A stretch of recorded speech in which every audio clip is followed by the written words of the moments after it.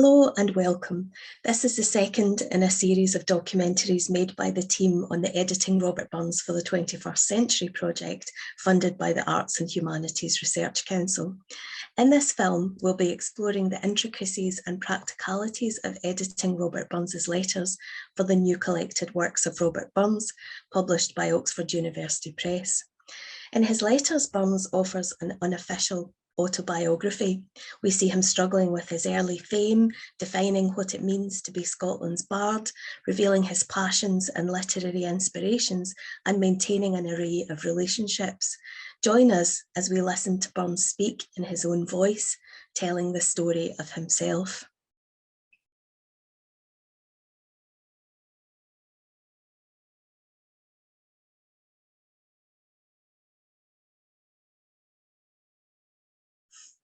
In this section, I chat with Principal Investigator of the Editing Robert Burns for the 21st Century project and General Editor of the Collected Works of Robert Burns, Professor Gerard Carruthers, on our approach to editing Burns's correspondence, shedding light on the features of our new edition of the letters. So, Jerry, as General Editor, can you tell us why we need a new edition of Burns's letters? There are a couple of reasons for that, Rona, and most basically, there's never been a full, completely edited version of both sides of the correspondence. So as well as around about 800 letters from Burns, there are perhaps 300 letters, somewhere between 300 and 400 letters to Burns. And these are people like George Thompson, the musicologist, friends and patrons like Patrick Miller, Clorinda or Agnes McElhose, Mrs. Dunlop. So there's a whole wealth of material to Burns where we want in this edition to see both sides of the correspondence. Yeah. So what are I think you've really talked a wee bit about this already, but what are some of the opportunities that we've got for a new edition of Burns's letters, especially these letters to Burns that some people haven't seen? So we get some completely new manuscripts by Burns. We've got some completely new manuscripts of letters to Burns, and we've basically got a lot more information than ever we had before, biographically about people, about historical events. We are able more easily than previous editors to access literary references. Our edition will have more literary references, more cultural references than any previous one. The whole story will be much more complete. It's kind of counterintuitive, but in the early 21st century, not least with the internet, we've got a lot more witnesses, documents than any previous set of editors. So I wonder if you'd like to tell everybody how we as a team are setting about editing the letters. What's our approach to the letters? Well, some basic principles is that our base text, our starting point, where possible, where we have it, is manuscript. So we're going back to the manuscript in every case we have it. That said, there are some instances where we don't have the manuscript. All we might have are a 19th century printing of a lost manuscript, or we might have facsimile versions. And these facsimile versions might be in Burns's hand. So it's a version of the manuscript, but sometimes even the facsimiles are in someone else's hands. So there are a variety of sources from which we start, and that creates specific problems, not all of which we can solve definitively. So for instance, where we've got, say, a 19th century editor giving us a first printing of a letter, very often that editor will have introduced punctuation, all kinds of other things. And we probably know how we would undo that to get back to a manuscript state, but we're not going to do that because we want to stay honest and true to what we have in front of us. So as far as possible, we're trying not to creatively edit in the sense of presenting something that can't, in a documentary sense, be attested to as really existing before we start with it. Yeah. So king in this edition, the real key for us is manuscripts. So I wonder if you could say a wee bit about how we're dealing with manuscripts, how we're tackling these as to create our texts for the letters. So again, a very basic principle, Rona, that we decided on at the start was that we want this to be real correspondence. In other words, letters that have actually been sent. So Burns quite often will do a fair copy of a letter that he's proud of, where he thinks the material is good and rocking, and he wants to keep a copy of it for his own purposes. But we would publish the version where we have it that was sent that has a postmark. And there's lots of information about postmarks and other things that we want to draw in here. We might well take the fair copy or the alternative copy and use information because it's a witness to the text. But again, our very basic principle is stuff that has been actually sent. And what we're doing are entirely new transcriptions of the manuscripts. We're not relying on anyone else's transcriptions. We're doing new transcriptions, and then we're setting these for print in a way that might to a large extent be called a diplomatic version. More or less what we've got is what we're rendering, but nonetheless from time to time there will need to be editorial interventions, sometimes in the text, but certainly in the paratext, the material around it, the apparatuses, the notes. All of these are in a sense also interventions, but we're looking to have the best reading text and the least interfered with text, but at the same time the most edited version of these texts that have ever been produced. Yeah, quite a tricky balance. And just to mention something else that's tricky that you came across a wee bit earlier, that issue of facsimiles. That's quite a complicated thing for the edition. I wonder if you could say a wee bit about that. We still don't really know enough about facsimiles on it. There hasn't been a lot of scholarship on facsimiles. Facsimiles are very often made in the 19th century, for instance, where, you know, Burns manuscripts are beginning to be valuable. You're a Burns collector, but you don't have the money to collect the actual manuscripts. So there are mass-produced facsimiles, so you can have a nice collection of something that's a bit like the real thing. And these are out there in huge numbers, and quite often people are confused. They think they've got an actual manuscript, and occasionally we have to disappoint them and say, I'm sorry, what you've got is very nice, but it's not a manuscript, it's a facsimile. There's been a number of occasions where this has happened with letters and poems. The facsimile situation also is complicated because sometimes we get people copying in their own hand, whoever it is, a Burns letter, and then we don't even have the original of that. We have a facsimile of that.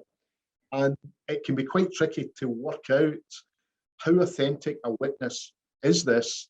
And we do a lot of work on that. And there are a number of examples that might feature later on, and certainly will crop up in the edition. So it doesn't take much where something is repeated, reiterated in different form. And the more footery and the more complicated it gets, the more distant you are from the original. But we're reasonably confident that we can work back to a credible version of the original using manuscripts, facsimiles, print versions. One of the things that we've done recently, quite simply, is subscribe to the British Library database of newspapers, and in a way that previous editors couldn't. We've searched and we found that many of the letters are printed for the first time in periodicals much earlier than previous editors had thought. And especially in the case where we've got print versions but no manuscript, we want to go back to the earliest print version on the assumption that probably that contains more of the original insight into the manuscript. Someone has seen the manuscript at some point.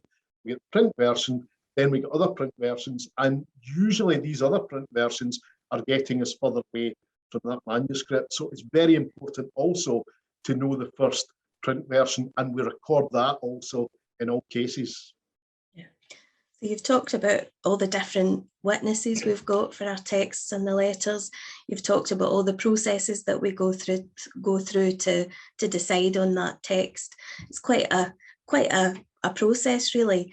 I wonder if you could talk about the editorial apparatuses and the supporting material that the edition will have to explain all of this process. So we want to annotate. We want to provide information on people either to whom the letters are written or who feature in the letters. We want to also to explain historical events in Burns's life or more widely. And we also sometimes want to gloss difficult words or foreign words. But it's quite tricky because how far do you go? The letters in a sense, represent a version of Burns's biography or even autobiography, although it's more than autobiography when we get both sides. But at the same time, we don't want to annotate these letters so that we're providing a whole new biography of Burns. So what we're trying to do is to provide enough information to enable the reader to understand as fully as possible the semantics, the meaning of each and every text. As I've said, literary references, Bible references, so on and so forth. And what we also have sometimes in the manuscript, certainly, are damaged manuscripts where we might, to some extent, fill in the missing bits, where, for instance, we get a print witness that is credible to that manuscript that is now more destroyed for us than it was previously. But again, there's a tricky balance because we don't want to make stuff up.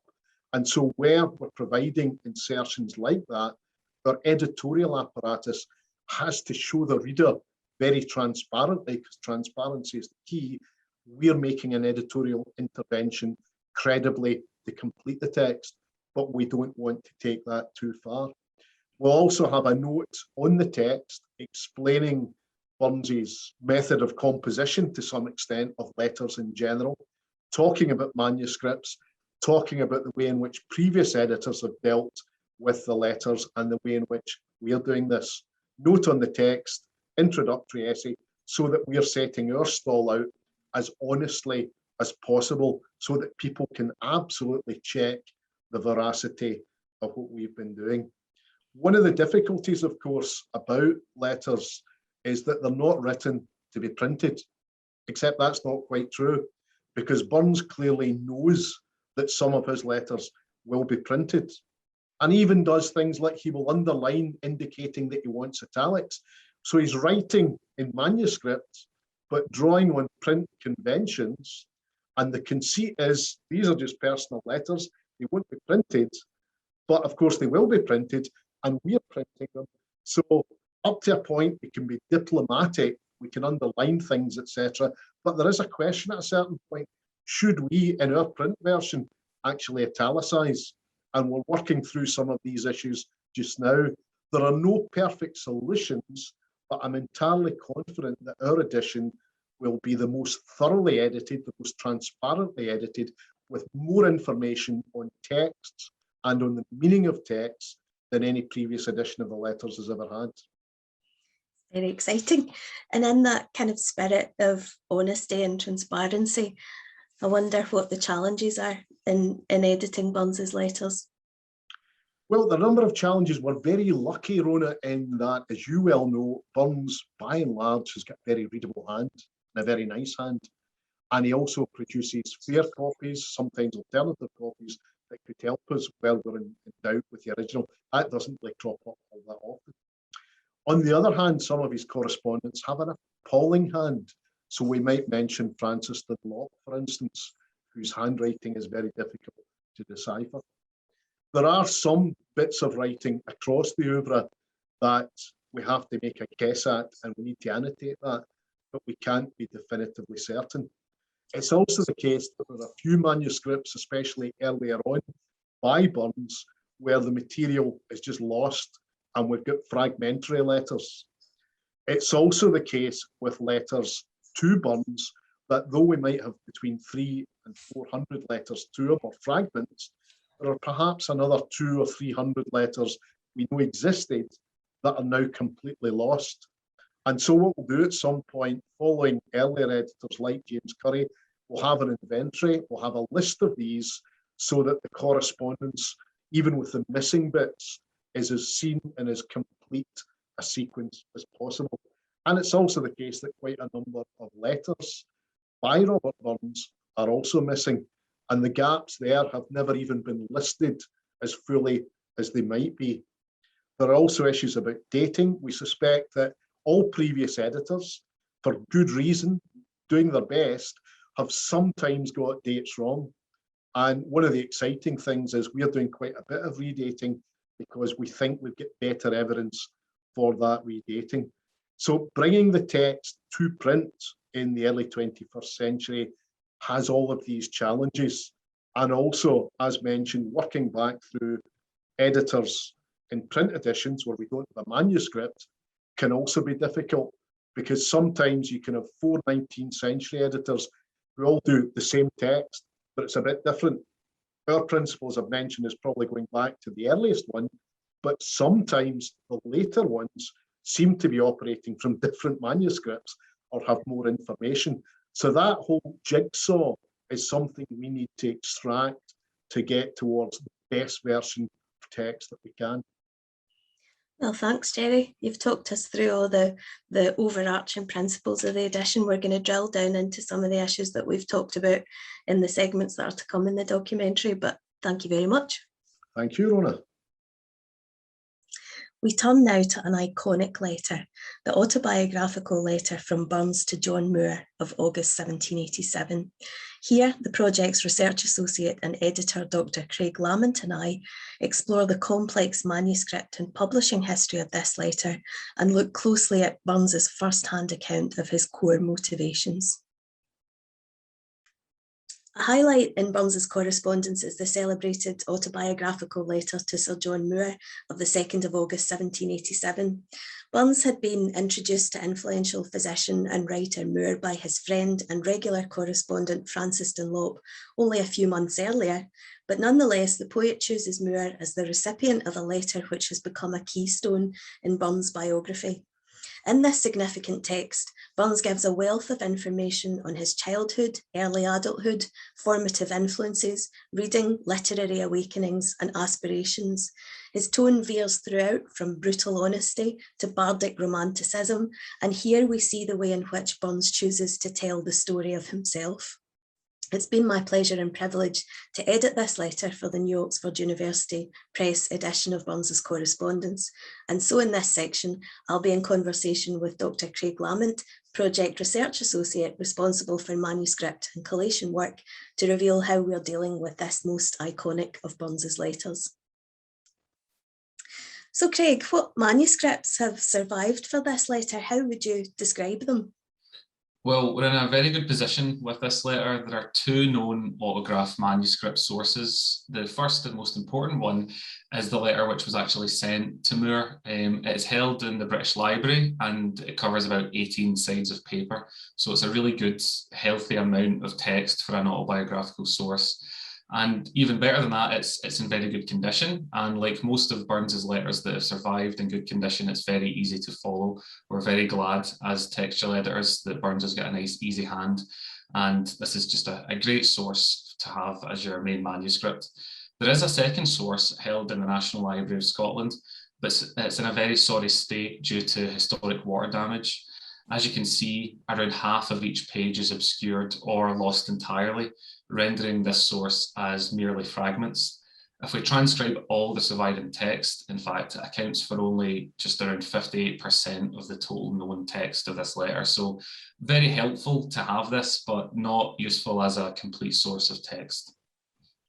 What are the main challenges then in working with these manuscripts? What obstacles did you come across as you were working with these sometimes damaged manuscripts? Well, like you say, the only real challenge was making sure that nothing significant could be found in the fragments. So with the main letter that was sent, the one in the British Library, it was really easy to work with that. And we have lots of textual source publication history going before it. So it was really just making sure that was accurate. But the fragments did throw up that question of, were there any considerable variants? Was there anything that Burns had changed before he'd sent the letter to Moore? So in a way, it's trying to figure out if these fragments represented a draft, an earlier version of the letter. And there are a few wee instances of variants that are quite nice. In the sent letter, in the good condition letter that he sends to Moore, he talks about composing his first ever rhymes, which is very interesting. And he describes a favourite reel, which was sung by a young woman. But in the fragment version, he describes this as a favourite Scotch reel. And this is really a staple of this draft letter, if we can call it that. He seems to say more, although we have less text, there's a lot more description going on. Another example is he's talking about his father, and he says that he went dancing in absolute defiance of his father's wishes. That phrase, absolute defiance, is the version sent to Moore, but in the fragment version, he says he went absolutely in rebellious defiance. So again, he's obviously tempered a wee bit of his language for the benefit of Moore, maybe. And one nice substantive variant is that in the sent letter to Moore, he mentions a letter from Dr. Blacklock to a friend of mine, but in the draft, he actually names a letter from Blacklock to Mr. Lowry. So for whatever reason, he's changed that name. But these minor changes are interesting, and the work we're doing for the edition demands accuracy and integrity. So it's still good to have the fragment, even in its condition. So Rona, what are the challenges in editing this autobiographical letter for a 21st century audience? Well, after the really hard and careful draft done by you, Craig, it was then my job to sort through these manuscripts to see how best to tell the story of this really famous letter. Quite a responsibility as an editor. So when there are multiple versions of a letter in manuscript, it's our textual policy to have the letter which was sent as our copy text. So in this case, the manuscript held by the British Library is the one that was sent to Moore, so that has made up our core text for the edition. There is another copy of the letter, as you've noted, with some variations in the National Library of Scotland. And that's very damaged, as you've said, with portions of text missing. But as you've already emphasised, Craig, this is still a really important and significant text for telling the story of this letter. Our work has shown that it probably was a draft that Burns prepared before he sent the actual letter to Moore. And we wanted to capture something of that drafting process because that's quite important to understand how Burns works and how he's presenting himself here. So we've done careful comparisons between the two versions, making all of Burns's changes and amendments available in our notes to the letter. Traditionally, the letter has been dated to the 2nd of August 1787, but in a postscript to the letter, Burns states that he unluckily forgot the letter among other papers. And that postscript is dated the 23rd of September 1787, giving us the real date, actually, on which the letter was sent. Now, I think it's fair to say we're a wee bit sceptical of the story that Burns forgot the letter. We know that he took a draft of the letter with him on tour, on his tour of the Highlands that he took throughout August and September of that year. We know that he showed it to the Duke and Duchess of Atholl on his visit to Blair Castle. So really our aim is to provide all of these contextual details, and we hope that this approach gives us a really full history of the letter as it's known today, but also reveals something of Burns's thought processes. He doesn't make drafts and copies of every letter, so it confirms that this letter was a meaningful one in Burns's own mind too. That's great. It's such an interesting story, and it's very suitable that it's for one of the most important letters we have about Burns, and that's used time and again. Just another question is, are there any additional manuscript copies of the letter? You've mentioned other drafts and so on, but what do these other copies tell us, if you don't mind? Yeah, so again, there are a number of additional copies, transcriptions made after the fact, after the letter was sent, which again, I think shows how significant this letter was in Burns's own mind. Beyond the National Library of Scotland draft, the British Library's copy of the letter as it was sent, at least 2 further copies were made. Burns is known to have made a copy for Frances Dunlop, which she read, and I quote, with more pleasure than Richardson or Fielding. And Dunlop also made a transcription of the letter. She clearly knew how important it was too, which is now held at New York's Morgan Library. This is also an important witness for us as we trace Burns's drafting process. Dunlop's transcription has some aspects of Burns's draft, so the National Library version, and also some aspects of the letter as it was sent to Moore. So it might actually be that there is another draft of this letter in Burns's hand somewhere, might be lost, but it might be out there somewhere. Another transcription made by an anonymous clergyman is also in the Riddle manuscript. Now, this was a collection of poems and letters gifted by Burns to Robert Riddle of Riddle. Outraged at the very many errors in the transcriber's work, Burns annotates the Riddle version. pointing out what he describes as, and I quote, false spelling and injudicious punctuation. And he ends his note on the transcription by stating, considering the transcriber was one of the clergy, the affair was absolutely unpardonable. I think the strength of Bonza's response shows us just how careful he was to preserve an accurate textual record and to right the wrongs of others in the curation of his own textual legacy. Regarding Burns's creative mind, there are some very important notes of inspiration throughout this letter. After boasting about being a natural scholar, Burns admits that in his infant and boyish days, he owes much to an old maid of my mother's, he says, remarkable for superstition. He says that this maid had the largest collection in the county of tales and songs concerning devils, ghosts, fairies, brownies, witches, warlocks.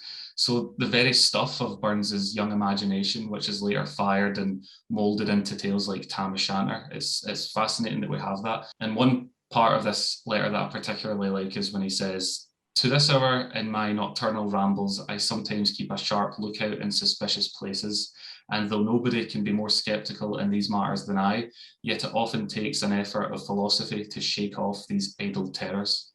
One of the other important takeaways in this letter is the character of Captain Richard Brown of Irvine.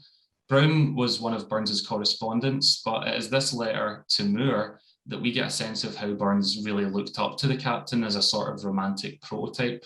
This gentleman's mind, Burns says, was fraught with courage, independence, magnanimity, and every noble manly virtue.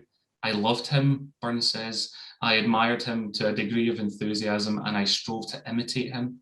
He also says that Brown was the only man I ever saw who was a greater fool than myself when woman was the presiding star. So quite clearly, Burns had a hero in his life, and it was Captain Richard Brown of Irvine.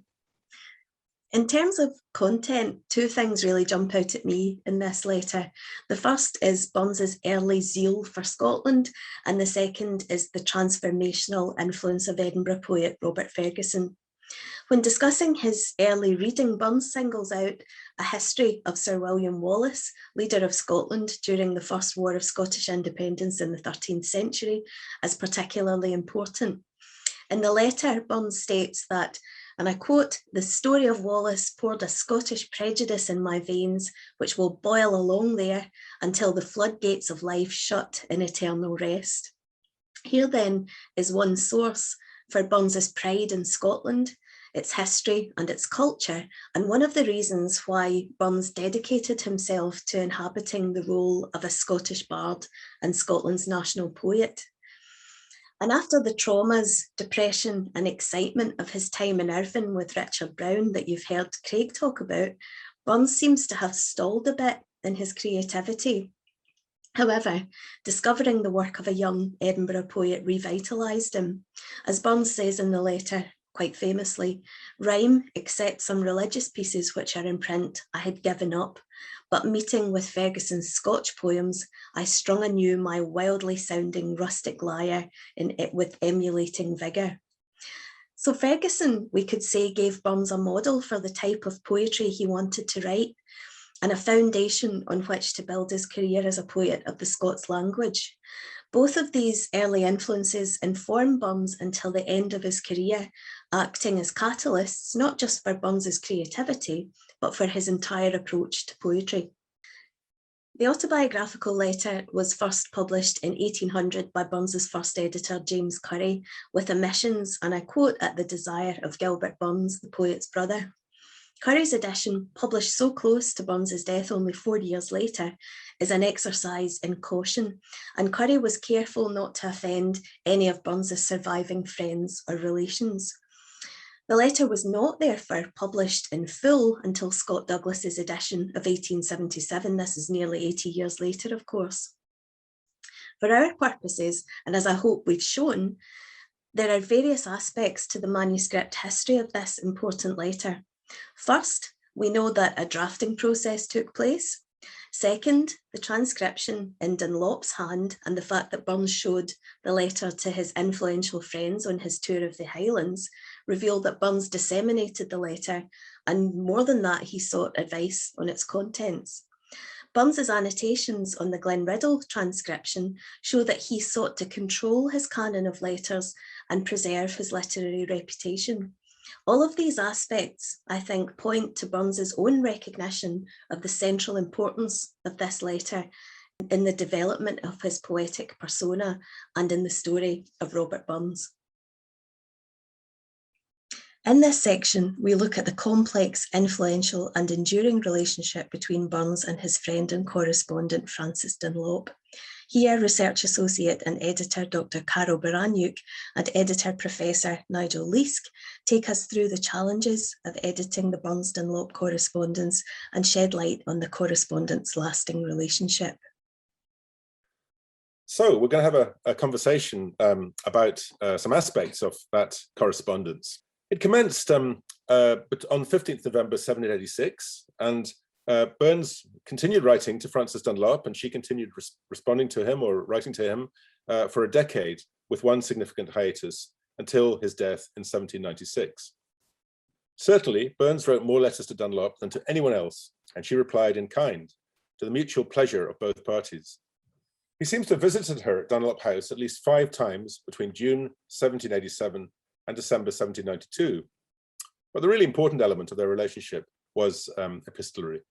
At first glance, it seems an unlikely correspondence between the moody, sometimes rather show-offy young farmer poet, basking in his newfound fame as Scotland's literary lion, and the 56-year-old upper-class widow, descended from the Scottish Patrick William Wallace, both by birth and by marriage, a secure member of Ayrshires gentry class.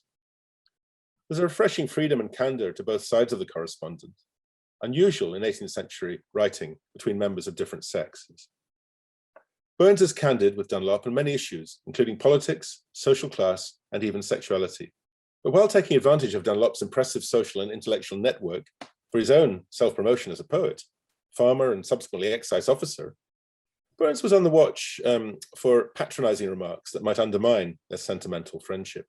So, for example, Dunlop mistakenly believed that Burns would make a really good professor of agriculture at Edinburgh University, and she tried to persuade him into accepting the idea, and he was rightly pretty unconvinced, and he grew weary of her pressurizing him. In a stroppy aside, in a letter of 1789, he complained, "You had alarmed me lest that instead of the friend of your confidence, I was descending to be the creature of your bounty. For though you bestowed not in the manner of serving me, but as if obliging yourself, yet for the soul of me I could not help feeling something of the humiliating oppression of impotent gratitude." So why did Dunlop interest herself in Burns? What did she feel she was getting out of this correspondence? It's on record that she first read the Kilmarnock poems while suffering from depression after the death of her much older husband in 1785 and the simultaneous sale of the Wallace estate of Craigie. Burns's poems, especially The Cotter's Saturday Night, had the effect of lifting her out of her despondency, and she proceeded to order 6 copies of the Kilmarnock edition. Burns's first letter to her of the 15th of November 1786 expressed appreciation both for the order and for the handsome compliments she had paid his poetic abilities. So Burns's poetry clearly supported Dunlop during a very difficult period, and she appreciated that. To look at one particular letter in my batch, a letter that really interests me, written by Dunlop to Burns on the 23rd of April, 1789, in which her emotional dependence upon the correspondence is quite clearly stated. She starts by describing how frustrated she is by her everyday life at Dunlop House. She says, "I'm not well, my spirits are contracted, everything around me on too large a scale for my present enjoyment. My house is so big I can see but one end of it. My company is so numerous, I can hear none of them for the noise of the rest." She goes on to contrast the formal sociability with a more intimate expression of friendship that she associates with the bard's letters. constantly fearful that Burns will cease writing or lose interest in her. She's uplifted by the receipt of his latest letter. My soul, she writes, before as inanimate as this drizzly day, brightens to a gleam of sunshine. And if not reason, recollection and rhyme may once more befriend me and fill up my blank sheet as well as my void intellects, which were wholly asleep till roused by the welcome sight of your hand, the only one almost that never fails for some minutes at least to brush off the dust and cobwebs gathered round an indolent, unactive mind, good for nothing to others or itself. Recollecting herself, she reasserts her authority, and there's a certain lack of confidence, I think, evident in those remarks. She returns to discuss the crazy Edinburgh agricultural chair scheme.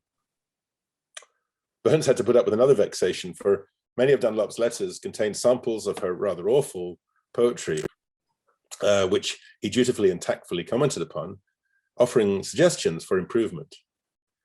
But however dull her verse, it's embellished with classical allusions and poetic diction throughout, and along with other literary references in her letters, it reveals her to have been extremely well read. The new edition of the correspondence includes diplomatic transcriptions of all Dunlop's letters, and it's fair to say that the appearance of these in manuscript presented significant challenges for the transcribers. So we'll consider a few of these now. The letters are virtually unpunctuated and written in a cramped, often illegible hand. As we see here in a letter of May 1791, she dispenses with paragraphing or punctuation altogether for long passages. But when you're transcribing and just relaxing into assuming that there'll be no punctuation at all to worry about, she suddenly springs a surprise comma or full stop. As we see here, she suddenly inserts a full stop after the word her, 3/4 of the way down the page. Here it is, followed by what clearly looks like an uppercase N. Sometimes she'll begin a letter, punctuate it conventionally for several paragraphs, then dispense with punctuation for most of the remainder. And on the subject of uppercase letters, often it's difficult to be certain whether she's using upper or lowercase at all. Her uppercase M, S, and W can be particularly difficult to tell apart from their lowercase equivalents, as we see here in the phrase marshy moss in this letter of February 1791. And she doesn't restrict her capitalization to proper nouns. At times she seems to employ an older convention and capitalizes the first letter of all nouns. Here's the transcription of the beginning of the letter of the 3rd of May, 1791. My dear sir, I have been at home 3 weeks, the first of which I spent in bed from a severe cold and a visit of my frequent guest, the rose in my face. Since I have got better, I have had a much more welcome visit from my son John and his wife, who with their 3rd boy are still with us. So we see there lots of common nouns beginning with capital letters, but she's certainly not consistent about that either. And then there's the question of her handwriting. I mentioned that it was cramped, but that doesn't stop her using many bold and elaborate flourishes that can look like additional letters. The word answer in this letter of May 1791 looks like answer with an E on the end, but the final loop is probably just that, a decorative loop, not an E. Similarly, it can be difficult to represent her spelling accurately. IE and EI often appear inverted. In this example, has she spelled there THIER or EIR? It's difficult to tell because her letters are often just not formed clearly enough.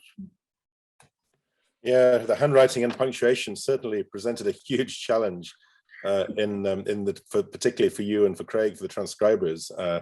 And it really, I think it's a huge achievement to have actually got these transcriptions, and it's going to create a very interesting edition, I think. And I think we might then think about to what extent these letters and the publication and editing of these letters will allow us insights into women's writing more generally in the 18th century. And they're obviously a fascinating part of the correspondence of Robert Burns, but they also have a more general bearing on women's writing and women's epistolary writing, particularly in the period, in their presentation and in the matters, the subject matter that Dunlop discusses. Well, was this a general feature of women's writing? Did they not worry about punctuation too much? It's certainly the case that throughout the 18th century, several authors and grammarians, both male and female, produced manuals to guide women in letter writing. And some certainly wrote grammars that included punctuation. I've also been in touch with scholars working on women's diaries and manuscript. And they have confirmed to me that even in what would be considered a very private medium, the writers seem to have taken great care about being correct with presentation. Certainly, a woman as well-read and cultured as Dunlop would have been familiar with punctuation conventions, both in print and in the letters of her correspondence.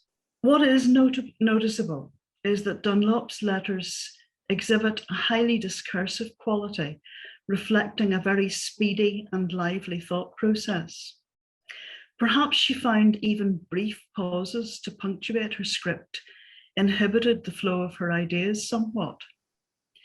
One thing is clear, her punctuation or lack of it certainly lends a highly idiosyncratic quality to the manuscripts from which the reader can infer a very strong individual personality in the writer. And then if we think about the content of her letters, female correspondence in the 18th century typically focused on domestic and family matters. And certainly in her letters to Burns, she includes much that is family-oriented and anecdotal, and thus we might say fairly standard female fare. But I think the employment of such material allowed her to develop an intimate, relatively informal space for herself and Burns. And speaking from the cover of what I think of as a friendly epistolary zone, she's able to move out confidently to address a much wider range of subjects and to express really an independent, intelligent, culturally aware identity. And so she moves on to discuss matters quite unrelated to the restricted domestic sphere. She writes about politics and religion. She also even seeks to influence Burns's development as a poet and to guide him in matters of taste and morality. And so she scolds him for indelicate subject matter. On one occasion, telling him, "I heard a man say lately he had seen a poem of yours so grossly indelicate, he was ashamed to read it alone on a braeside. I hope if it is the case that you have once been so far to blame, it was at least before we had ever met, and that this is one of the follies long cast to air." She goes even further, and on more than one occasion, she offers direct critical commentary on the structure, diction, and other technical aspects of his poetic composition. So, for example, in his letter of 21st April 1789, Burns had sent Dunlop his poem entitled "On Seeing a Fellow Wound a Hare with a Shot." But in her reply of April 23rd, she complained, "I don't like the measure, which to my ear feels cramp and unnatural and prevents my following the thought smoothly." And she retaliated by sending him her own sentimental animal poem, which was inspired by, quote, "the remembrance of a dead seal fish I once saw with two young ones sucking. No agonies now rend thy bursting heart, thy lifeless young fixed at the ebbing flood. Cold death coagulates thy milk and blood, convulsive darts no longer pangs impart." Actually, that's one of the better examples of her verse, I think. There's much worse than that. Modestly, she went on to flatter Burns's superior abilities by wondering, I quote, at the ease, impudence, I fear anybody else would call it, with which I scribble all my nonsense to you, as a child would scratch mathematical schemes to Sir Isaac Newton. Just as Newton could have rubbed away the childish scratchings, so she suggests, Burns could use her letters to light his pipe. It's a nice example of Dunlop's engaging manner in which she's able to express her candid criticisms of the poet, whilst humouring him at the same time. And it's evident that Burns himself recognised that he'd a lot to learn from this intelligent, highly sensitive and articulate older woman. They were indeed estranged for a period in 1795-6, due probably to opinions he had expressed about the French Revolution. But she sent him a letter of reconciliation, which may have been the last words he read on his deathbed. In his final letter to her, he wrote, "Your conversation, and especially your correspondence, were at once highly entertaining and instructive. With what pleasure did I use to break up the seal." Now editors Dr. Pauline Mackay and Dr. Ronnie Young explore the letters between Burns and Agnes MacLehose, also known as the Sylvander-Clorinda correspondence. These letters have a naughty history. Here we show the challenges and opportunities of editing them and get a glimpse of the original manuscripts held by the National Library of Scotland. So it's great to be back here at the National Library, finally to have a look at these really rare editions and manuscripts up close again. And it's the perfect way to tell the story of Burns's correspondence with Agnes MacLehose. Now, Burns, of course, he came to Edinburgh following great success with the publication of his Kilmarnock edition in 1786, and when he arrived it was a celebrity. Everybody wanted Burns at their dinner party, and one person very keen to meet the bard was indeed Agnes MacLehose, who arranged an introduction to him through their mutual friend Miss Nimmo, and that was the beginning of one of Burns's most extensive and most interesting epistolary relationships. Absolutely. I've got a letter here just from the start of the relationship, and this is from an edition published by Agnes MacLehose's grandson, William MacLehose, in 1843. And this is the second letter that we have that shows how quickly the relationship's developing. Mm-hmm. And so this is Burns, or Sylvander to Clorinda. "I can say with truth, madam, that I never met with a person in my life whom I more anxiously wished to meet again than yourself. Tonight I was to have had that very great pleasure. I was intoxicated with the idea, but an unlucky fall from a coach has so bruised one of my knees that I can't stir my leg off the cushion. So if I don't see you again, I shall not rest in my grave for chagrin. I was vexed at the soul I had not seen you sooner. I determined to cultivate your friendship with the enthusiasm of religion, but thus has fortune ever served me. I cannot bear the idea of leaving Edinburgh without seeing you." So that's quite an intense letter to write at the very beginning of an acquaintance with a woman. And of course, Agnes MacLehose wasn't an entirely straightforward situation. She was a grass widow. She was a married yet separated woman living under the care of her cousin, William Craig. And she had to be quite careful about how she formed and conducted relationships, particularly with other men. It was partly for this reason, we believe, that she suggested they adopt the noms d'amour, Clorinda and Sylvander. And that's just one reason. What do you think, Ronnie? What else was at play there? Why did she suggest that? And why was Burns so enthusiastic to agree to it? Well, partly I think is privacy. I mean, this is somebody who wants to protect her reputation. Married women, no matter the fact that she's separated from her husband at that time, but married women shouldn't be carrying out these affairs with gentlemen. But the names themselves, Clorinda and Sylvander, these pastoral names, I mean, I think this says something about them as individuals, that they are sentimental readers, that they are interested in literature. They read the voguish sentimental fiction of the day, from Henry Mackenzie through to Lawrence Sterne, and I think there's some kind of aspect of that in the choice of pen names. It's all part of the meeting of minds. There is a sense that this is a meeting of minds because they write about everything from religion to philosophy. They exchange poetry and song, they comment on one another's verse. There's a sense that in some ways it's a didactic relationship, but over time it does become increasingly romantic, and Agnes MacLehose and Burns are clearly meeting privately, unchaperoned, which is a precarious thing for Agnes MacLehose, who's concerned for her reputation. Absolutely. I mean, we see various precautions that she takes. I mean, she tells Burns in one letter not to take a chair, or as a mode of transport to turn up at our lodgings because it'll be too conspicuous, and the neighbours will see. Yeah. So. And of course, because they conducted these meetings behind closed doors, there's no evidence that it ever became a physical relationship. But we do see letters where there is a little bit of remorse. And here's a really interesting letter written from Sylvander or Burns later in January 1788. Clorinda, can I bear to be told from you that you will not see me tomorrow night, that you wish the hour of parting were come? Do not let us impose on ourselves by sounds, if in the moment of fond endearment and tender dalliance I perhaps trespassed against the letter of decorum's law. I appeal even to you, whether I ever sinned in the very least degree against the spirit of her strictest statute.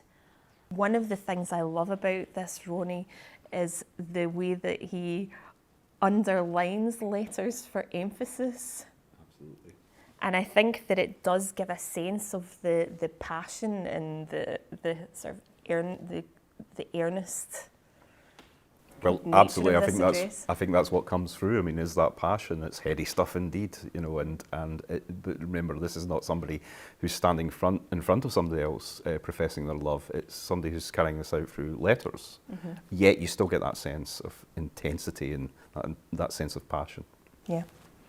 And then I suppose one of the questions for us as editors is how do we show that in editions, in any printed editions that we produce? How do we show Burns's emphasis?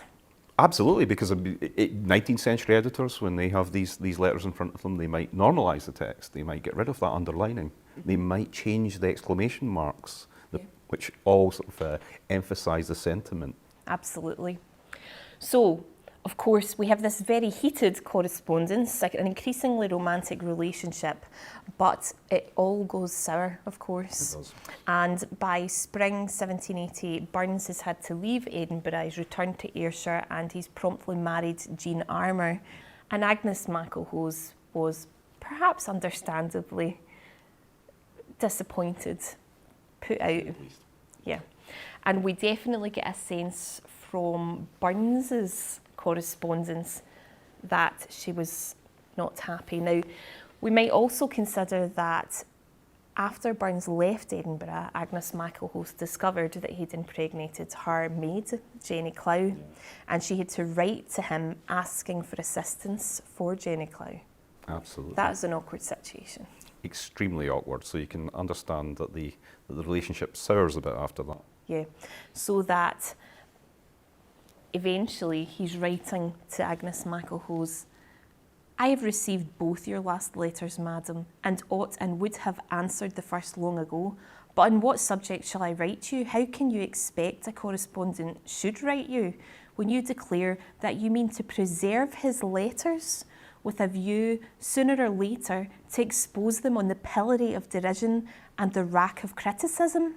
Now, as an editor and as people who have been negotiating the complexity not only of the manuscript culture of Burns and Clorinda's correspondence, but the textual editing processes of this, that's quite an interesting statement for Burns to have made. It is indeed. I mean, Burns is already thinking about posterity and what happens to the letters once, they go out of his hands. Now, before we move on to look at how this is borne out in print, we have to look at the most famous letter ever written to Agnes MacLehose, perhaps Burns's most famous letter, and that is this letter here. Well, in front of me I have Athlone Kiss, which is probably Burns's most well-known love song. And this is, of course, sent to Agnes McElhose.